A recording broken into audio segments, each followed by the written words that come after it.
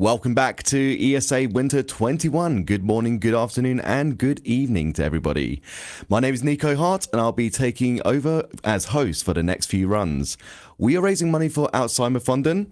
Links to donate can be found in the stream, or you can type !donate in the chat. We'd also like to thank Neo2, the Complete Edition, Twitch, and ViewSonic for sponsoring this event. Just before we go into the run by Reicha, we do have a $50 donation that came in from Cheese Soda Punch that says, "Thank you ESA for such a great marathon. Here's to seeing some of those DKC2 glitches, which indeed did go to two of the bids from Donkey Kong Country 2 for the one teamed up Diddy glitch and the Clapper's Cavern Engade visual glitch." So now, Reicha, please take it away with Squirm. Thank you very much, Nico. Yes, hello everyone, I'm Reicha7, and I'm going to be running Squirm Any Percent today for you all. Squirm's an indie platformer developed by solo dev Alex Carpenter, and I think it's probably best if we just get started. So, we ready on the timer? I think we're ready. Okay, we'll start in 3, 2, 1, go. So yeah, so as I explained earlier, Squirm's basically a pretty straightforward little platformer game. You know, you move from side to side, jump over obstacles, you eventually collect a gun, a little jetpack, a few little power-ups just to keep you going and to vary up the levels a little bit. And yeah, our goal is to rescue our rat friend who has disappeared after the events of a prequel game that was released after this game on mobile. Yeah, so our main objective is to collect 6 keys guarded by sort of 6 bosses, and that'll let us into the sort of the secret mirror world where our rat friend is being held captive. Although we're not actually going to collect all 6, we can bypass a couple of them, which is a fairly recent discovery from the community. You'd think it'd be one of the first things we'd have looked for, but c'est la vie. So we're coming up to the first boss, and this is where I'm going to be doing a couple of little tricks. First of all, I'm going to collect the gun in the next screen, and then I'm going to immediately reset the level, which is something you can do to if you make a mistake. And another thing that I'm going to do is I'm going to be using both the keyboard and the controller to shoot, because the way the input system is, that was very lucky there. The way the input system is set up, it can accept both the keyboard and the controller inputs on alternate frames, and it just doesn't cap them. So we discovered that you can just shoot twice as fast and deal with a couple of the bosses that are usually quite a problem really quickly. So that speeds things up quite a lot. So I said we were going to skip some keys. We had to collect that one because it unlocks a particular ability called Quick Fly, which lets us sort of reset back to the hub, which we need to do on a couple of occasions. And to be honest, in a speedrun, I don't think you'd want to bypass anything that has the word quick in it. So this is Zone 2, the Spacillium. As you can see, its main sort of thing is lots of sort of very limited field of view, and there's also lots of enemies that sort of throw bones at you in various ways. That's quite a tight cycle there that we were able to make.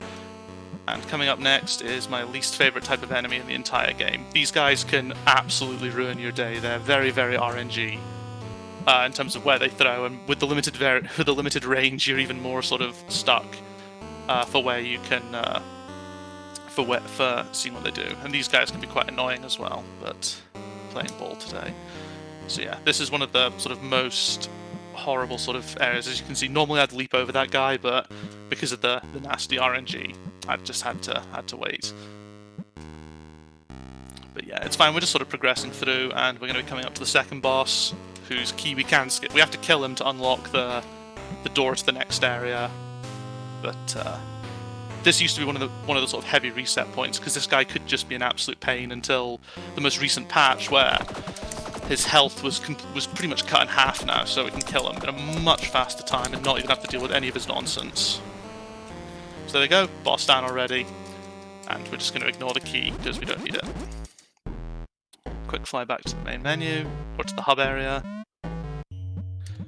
and we're into our next zone, which is the ice world.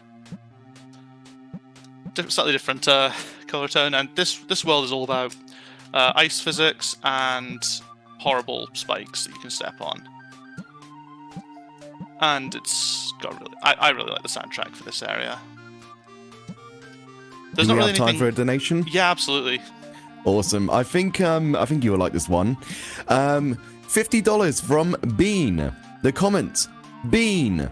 The bid Bean. incentive to going to Big Bean from the Outer Worlds Max Quest character name. Perfect. Thank you so much to Bean for the $50. Love it. Funnily enough, the sequel to this game is actually is currently set up to be called The Legend of Bean, so very appropriate. Nope, I did not get that cycle right. We'll just play it a bit safe. There's a couple of cycles here that really there should be tells for, but I've kind of sort of got to the point where I've tried to sort of muscle memory them, and sometimes that lets me down. And of course, it would be during a marathon run. So we're coming up to the next boss. This boy can be an absolute pain with his RNG as well. We basically have to sort of try and aim and throw penguins at this guy who's floating up here. There's a couple of the first two shots are generally pretty easy, and then generally he'll sort of fly all the way back here to be a pain and start shooting at you. Okay, that was pretty good. Pretty good, fatty RNG. We're gonna skip his key, because why not? And now we're into Bowser's Castle, as we like to call it. This area can be quite notorious as a bit of a run killer as well, because the game's set up as a tile, obviously it's a tile-based game. The collision on these breakaway blocks can be really finicky, and sometimes you can be if you're sort of sliding up against them, it will like clip on the edge, on like the sort of the lower collision of them, and just cause you to lose all your momentum, which can really hamper things. And in some of the screens, which you'll see later on, it can become a real problem. And like the latest patch, which is what we're running on, version 3.0, has really helped fix things up a little bit. But if you get any kind of frame drops during that section, then yeah, you're basically gonna encounter some problems. So yeah, just gonna weave in between these. So yeah, even just there when I was sliding down that wall there, that could have been an area where I could have encountered it. But it's these sorts of screens, these ones here, are the real killers. So we generally try and just stick to the top to minimize the amount of sort of potential sliding so we can hit. So in order to get to the next boss, we just need to activate these 3 levers. We've already got 2 of them.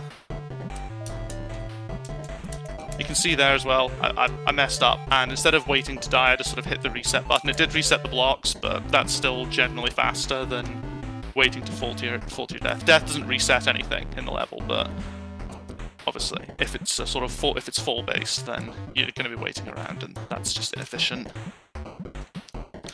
So now we've just got to climb the castle a little bit to get to the final one, just dodging in and out of these nasty spiked areas.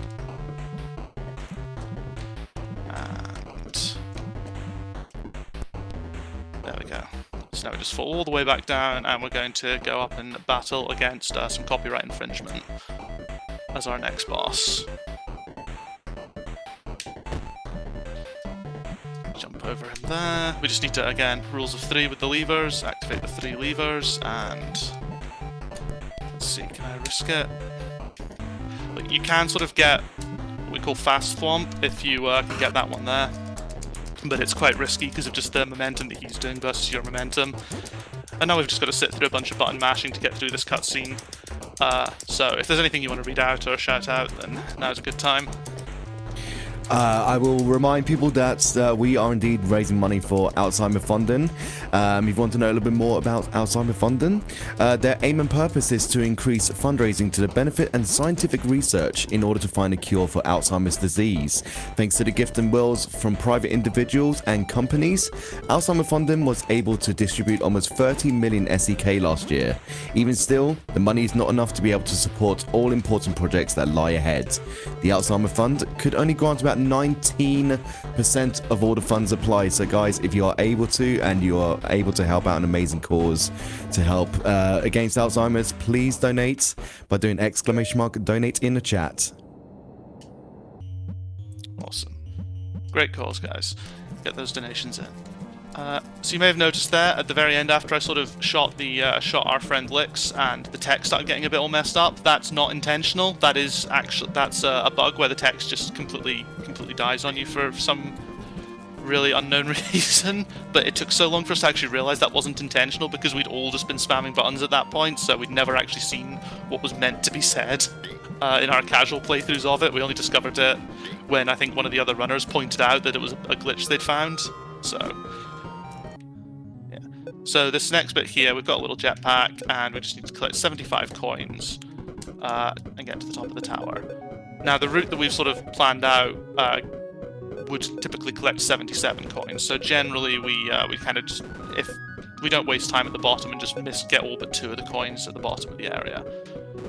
But to be honest, there's possibly some room for optimization now. The jetpack controls have been tweaked in the latest update to make them a bit less. They used to be a lot more twitchy, which made later sections in the game a real pain. This section actually benefited quite a lot from it. I'm just going to play it safe, because this is not a place where you want to die.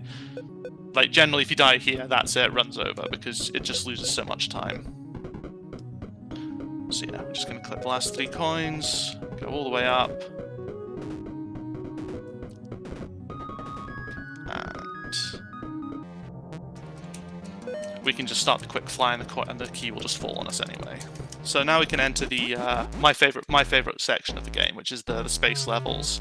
Visually, I think they're great. There's so much variation going on. The music's absolutely fantastic, and yeah, there's some really cool sort of really cool platforming moments in it.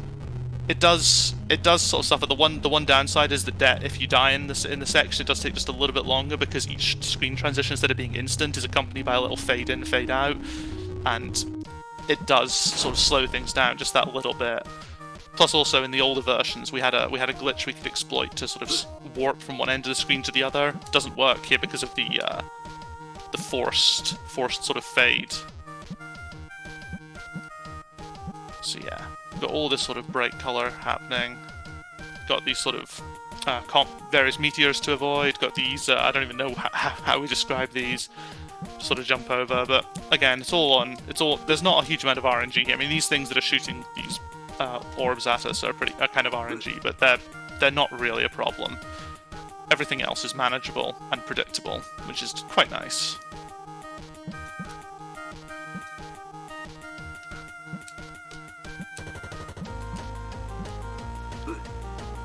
So yeah, once we get to the end of this section, we'll be able to pick up the final key, which will unlock the mirror world for us.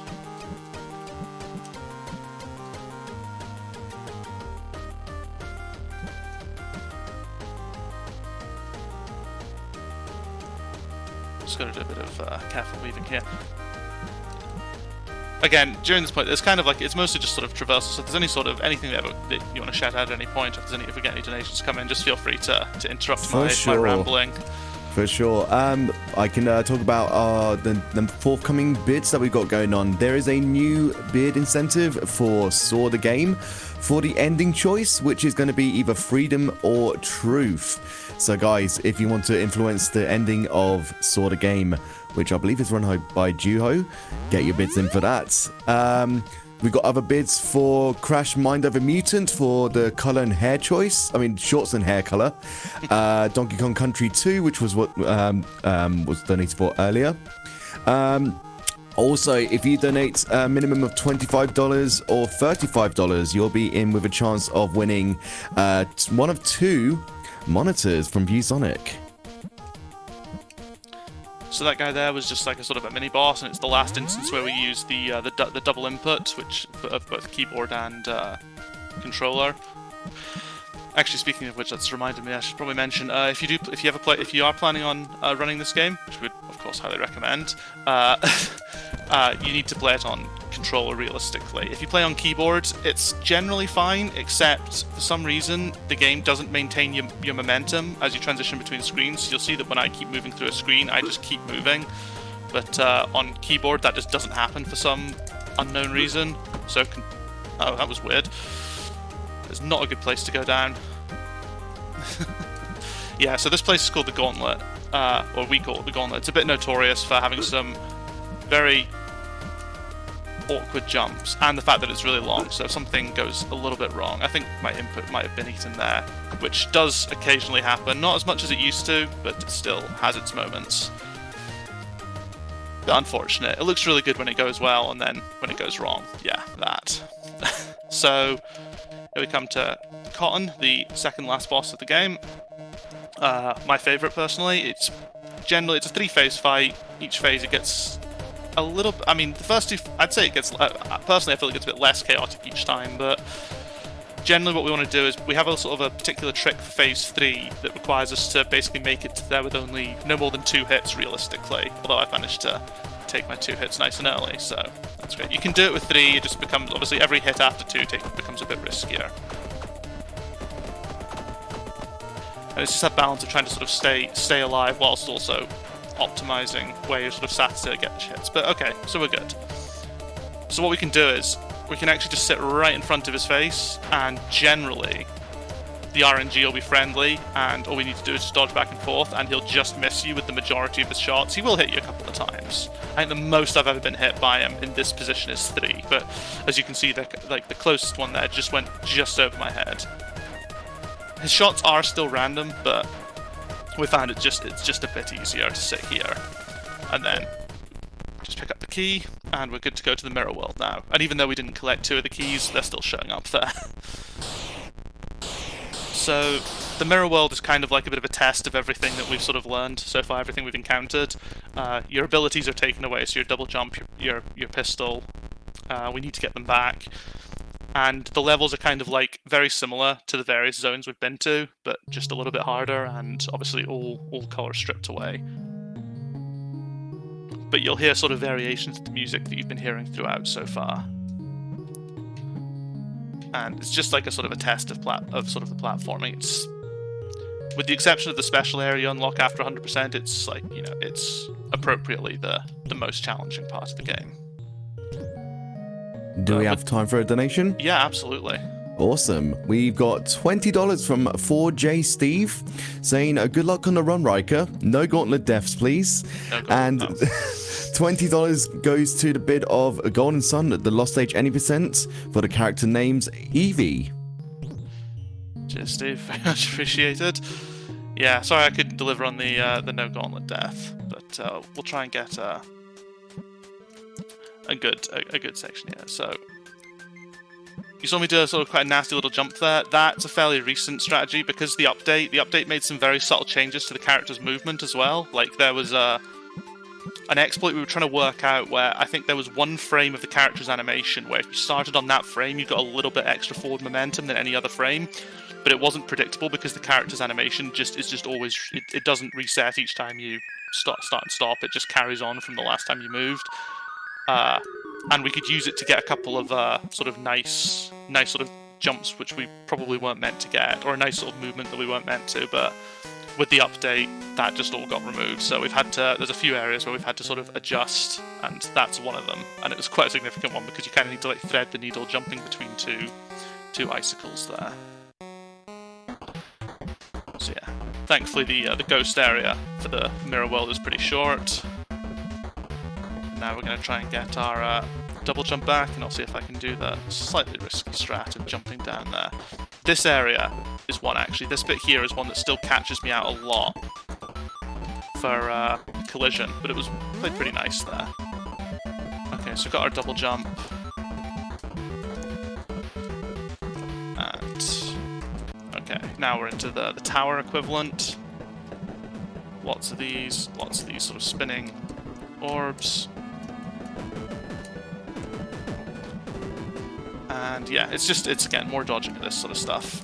And we're going to collect our gun. Come on.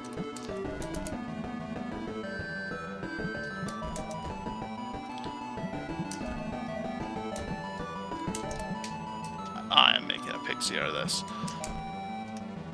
This bit is one of those ones that can go really badly or really well. Like, it just depends if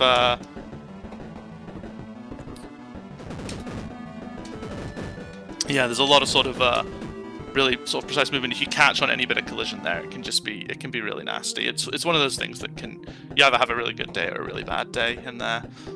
So we're coming up to sort of the final stretch before the last boss. We've got our jetpack upgrade and our gun upgrade, so it's gone a bit crazy.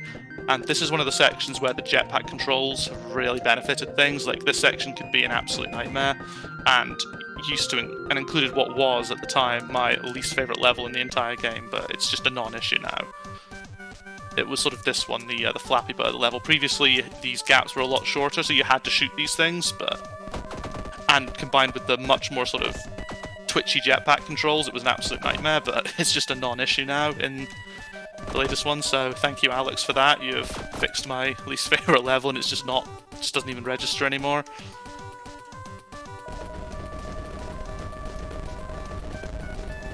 So yeah, it's just like sort of mini gauntlets of all this, or some of the sort of various enemy types we've seen.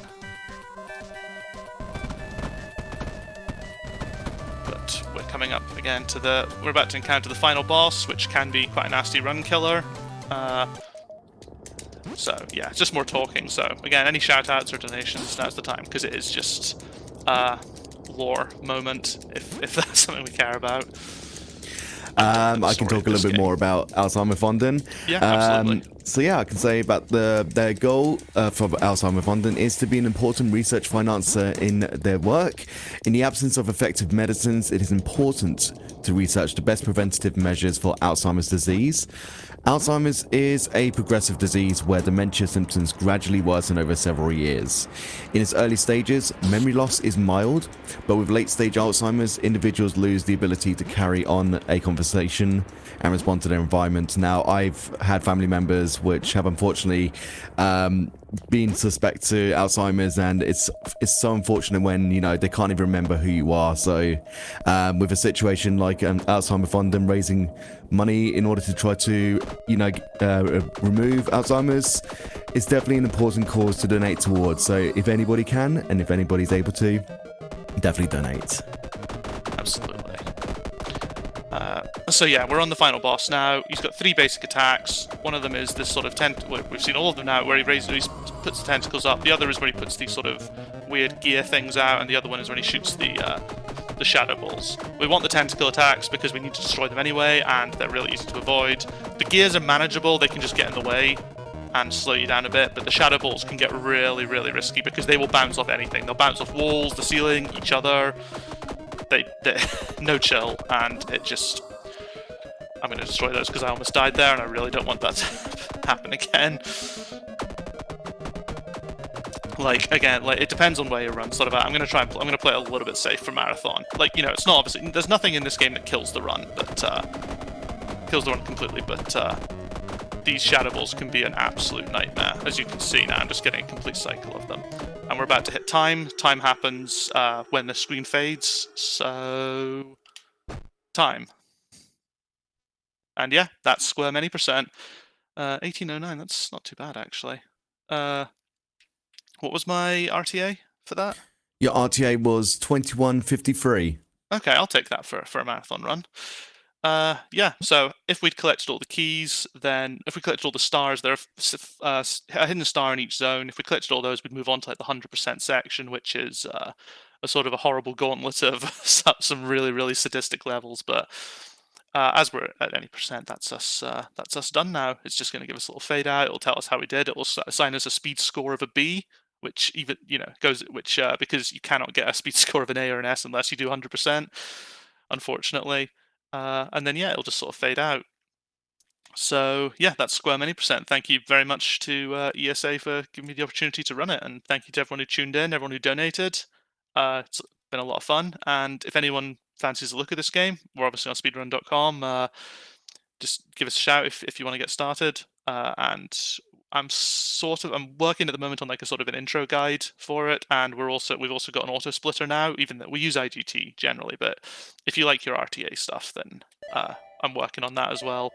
I'm planning on rewriting it to account for some new things I found in the game files. But yeah, that's it. If there's anything else you guys want to shout out before we end, then Now's the time. I think that is all good. Congratulations on a great run there, Reicha. Squirm looks really, really awesome. I'm definitely going to have to pick this up after ESA. It looks wild. Before we cross over, just want to say that I hope everybody is standing up, stretching, getting comfy, getting hydrated. We're going to be swapping over to an intermission screen, and then the next one afterwards will be Shining Force 2 by Bowie the Hero. So everybody stick around, and we'll see you in a few. Yep. See you later, guys.